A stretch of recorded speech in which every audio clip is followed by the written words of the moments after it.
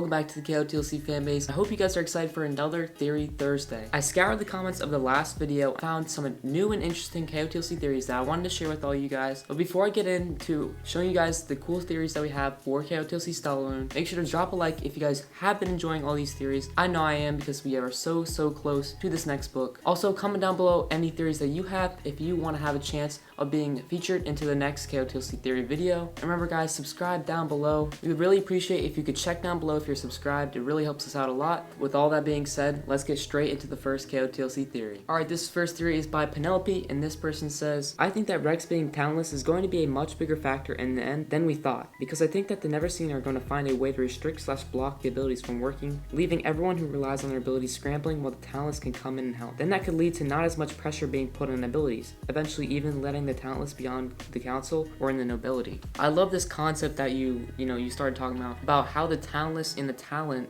how they kind of contrast and compare, because there's definitely so much, pressure on making sure that you have an ability, because the talentless have so much less class, they are not allowed to do as many things, and you can't even go to Foxfire elite levels or any of that if you don't have an ability. So you definitely get kind of like a pariah if you don't have an ability. So obviously if the Neverseen was able to do this and kind of make people not having abilities, that would be huge for them, especially. I mean, there would be no way that the Black Swan would be able to stop Neverseen. And I think that this could be actually a factor especially with Keefe's ability. We don't know much about it, but we do have a lot of theories out there that are saying that Keefe might be able to, make someone force them to use their ability, or, restrict them to use their ability. So maybe that's what Lady Gisela and the Neverseen were all planning all along. I think that it's going to be a huge plot point in this next book about what Keefe's ability is going to become, because we really don't know. It could be super dangerous, or it could just be as it is. But if Keefe can control abilities, then the Neverseen is going to be really hunting for him. If something were like this to happen, if the Neverseen were able to take people's abilities away, that would be really cool, and I think that would be a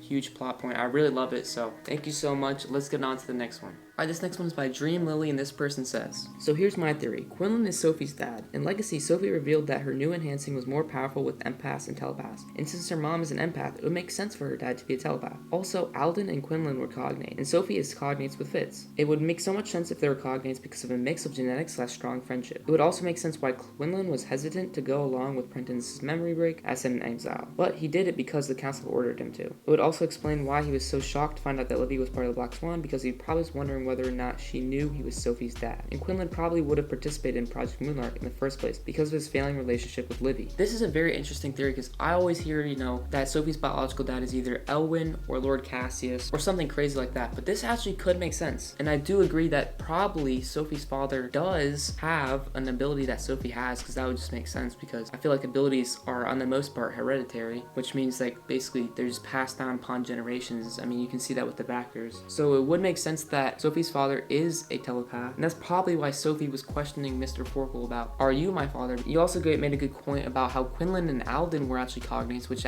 Sophie and Fitz are cognates, so that could be also another link. So there's a lot of links that you kind of spoke about, and I really like that. I really love your theory. I always hear the Elwyn and Cassius, but this is really new to me, so thank you so much. But let's get on to the next one. Alright, this next one is by Butterfly Books, and this person says, alright, this next one is by Kenna Reads, and this person says, I feel like one of the characters is going to get mixed up in the Forbidden City's problems. Like, what if Keefe is taken by, let's say, the FBI instead of the Neverseen? I also think that they will find Keefe hurt, or he will get hurt physically, and he will confess his love for Sophie in case he doesn't make it. I actually really enjoy this theory. I've seen a lot of people, talk about this, because Keefe, most likely he's in the human world.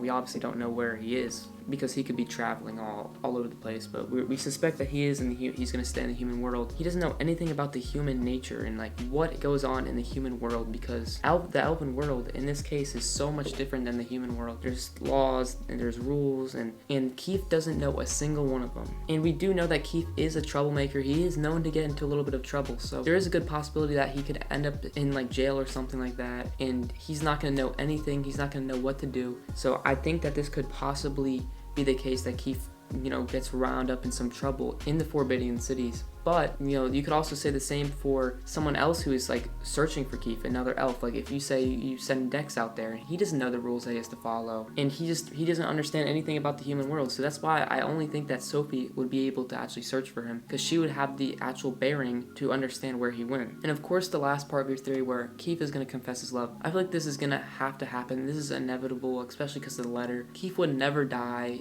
without, you know, telling his true intentions to Sophie. So I definitely agree with you on that. I don't think that Keefe is going to like die or anything like that, or be in like grave danger, but I think that Keefe, you know, he has some trouble coming to him, I think. It was kind of a bold move to, you know, go to a whole new world that you don't know anything about. But again, I love the Keefe theories about what's happening in the Forbidden Cities. So thank you so much, but let's get on to the last theory of the video. This last one's by Evelyn, and this person says, I have a theory. It is actually possible for elves to be born with new abilities. Why do I think this? Counselor Tarek is the only Descrier, so the only way there could have been a Descrier before him is if they died, which is very unlikely considering how rarely elves die. So I don't believe that there's a defined list of abilities that an elf can receive. If an elf has the right genetics, they could probably develop a new ability. Sophie herself has a new ability, teleport, because of the experiments on her DNA. Even so, the elven government was surprisingly chill about it and even got her a custom-made pin for her auxilium uniform. The counselor's reaction was just more evidence that elves could have new abilities naturally. Maybe Jency will develop a new ability. He has gotten new character art recently, so he's probably going to be thrown back into the plot. And he's the only person who has been friends with Sophie that we don't know the ability of, / hasn't developed an ability yet. Again, another theory that I love. I'm so glad I included this in the video, because I think that there are probably, you know, thousands of abilities that we probably don't know about. Obviously, there's about like 20 or 30 abilities right now, but there are so many different possibilities, especially like you said, you know, there's this new weird ability that we don't know for Keefe, you know, Sophie with her teleporting, Counselor Tarek with his descrying. I love the point about Jency. Like, what is Jency's ability? We probably suspect that he's probably gonna be a phaser or something like that, but why has Shannon been leaving Jency out of the plot? Is he going to be added back into the plot? Is he gonna be adding with something new? There's so much different possibilities that could happen, which I'm really excited about in this next book, because I really want to see Jency. I mean, I think he's a great character, and I have no idea why he's not in the plot, because I think that he could be something major. And again, you know, just about the elven, you know, council / government, like they were very chill about hearing about this new ability. So I think that it's less like uncommon as you would think. I think there are probably many abilities that we just haven't seen in the book series yet. So I do agree with you on that theory. I think there should be, you know, a lot more theories, and I think that Sophie could honestly manifest a new ability, especially because the Black Swan has been so into genetically like engineering Sophie and like kind of creating Sophie how the Black Swan had wanted them to be. So the Black Swan could have edited more genes and gave Sophie more abilities that she just has to tap into, like she has done before. I love a good abilities theory, so thank you so much for it. That was the last one of the video. Let's get into the outro. Alright, so that is all the theories that I'm going to be going over in this video. I hope you guys enjoyed, so make sure to drop a like if you guys do like these KOTLC theories. You know, hitting that like button will just tell me to make more videos like this. But yeah, make sure to comment down below all your KOTLC theories down below in the comment section, because I love to read all your guys' different theories. And again, you do have a chance to be participating in the next video. If you guys want your comment featured, then just comment your theory down below and you'll have a chance. And lastly guys, make sure to subscribe down below. We're on the road to 13,000 subscribers. We know that only about 20% of you guys right now watching are actually subscribed to the channel, so make sure to go down below and subscribe to our channel if you guys want to support us. But that is going to be it for today's video. Thank you all for coming out and watching this newest edition of Theory Thursday. This was awesome from the KOTLC Fanbase. I'll see you guys next week. Have a great rest of your day, and peace.